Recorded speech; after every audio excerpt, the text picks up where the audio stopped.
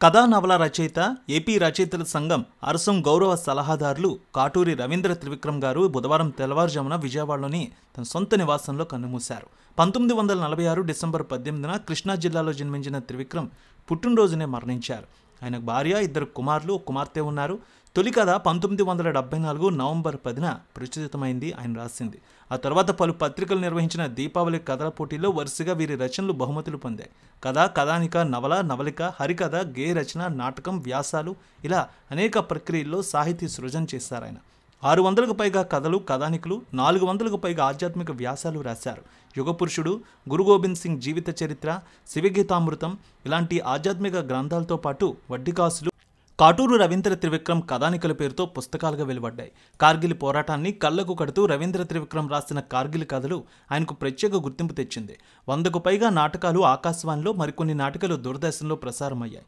జురుహం మహారాజ్ హాస్య నాటికకు రవీంద్ర జాతీయ స్థాయి పురస్కారం అందుకున్నారు. కాలమిస్టుగా అనేక పత్రికల్లో అంతర్యామి, లా సలహాలు వంటి శీర్షికలు దాదాపు 4 దశాబ్దాలుగా నిర్వహించారు కాటూరి. గత 2 ఏళ్లుగా అనారోగ్యంతో బాధపడుతున్నారు. వైమానిక దళంలో ఇంజనీర్గా సేవలందించారు. ఆయన 1965 నుంచి 71 నాటి భారత్ పాక్ యుద్ధాల్లో పాల్గొన్నారు.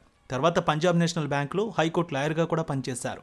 అరసంకు గత కొంతకాలంగా గౌరవ సలహాదారుగా ఆయన ఉన్నారు. విజయవాడ కృష్ణలంకలో ఇంట్లోని బుధవారం వేకువజామున గుండెపోటుతో మరణించారు.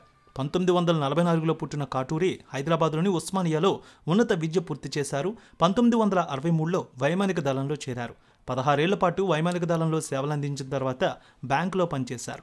ఏపీ హైకోర్టు న్యాయవాదిగా, బార్ అసోసియేషన్ జీవితకాల సభ్యుడిగా కూడా ఉన్నారు. జాతీయ స్థాయి వినియోగదారుల ఫెడరేషన్కు వ్యవస్థాపక అధ్యక్షుడిగా కూడా ఉన్నారు. ఆయన అంత్యక్రియలు బుధవారం సాయంత్రం విజయవాడలో ముగిశాయి. ఆయన మరణ వార్త విని అందరూ కూడా ఆయనకు నివాళులర్పిస్తున్నారు. పిల్లమ్మ తల్లి ఆశీస్సులతో ఫోన్ ద్వారా జ్యోతిష్యం చెప్పబడును.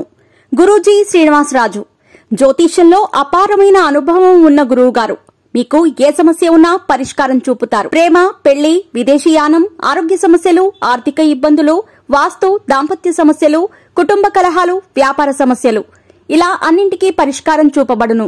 మీరు ఫోన్ ద్వారా లేదా వాట్సాప్ ద్వారా గురూజీని కాంటాక్ట్ అవ్వచ్చు. మీ డేట్ ఆఫ్ బర్త్, మీ ఫోటో బట్టి జ్యోతిష్యం చెప్పబడును. మీరు ఎక్కడెక్కడో జ్యోతిష్యం చేపించుకుని నిరాశలో ఉన్నారా? ఒకసారి ఈ గురువు గారిని సంప్రదించండి. మీ సమస్యకు పరిష్కారం పొందండి. Cell number 7098888511